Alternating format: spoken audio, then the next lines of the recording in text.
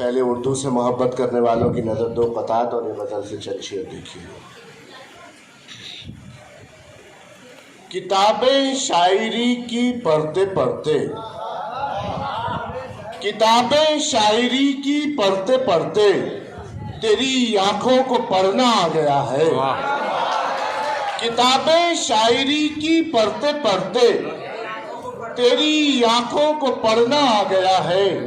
मोहब्बत से भरे अब खत लिखूंगा, मुझे उर्दू में लिखना आ गया है। किताबें शायरी की पढ़ते पढ़ते तेरी आंखों को पढ़ना आ गया है। मोहब्बत से भरे अब खत लिखूंगा, मुझे उर्दू में लिखना आ गया है। और एक शेर और देखिएगा जनाब सदर, आपकी नजर कर रहा हूं कि मेरी तहजीब का है इश्तिहारा, मेरी तहजीब का है इश्तिहारा, बहुत से राज दिल के खोलती है।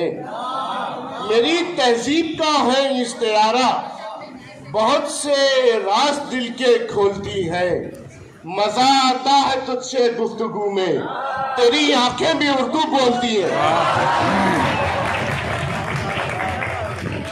मजा आता है तुझसे गुफ्तगू में, तेरी आंखें भी उर्दू बोलती है।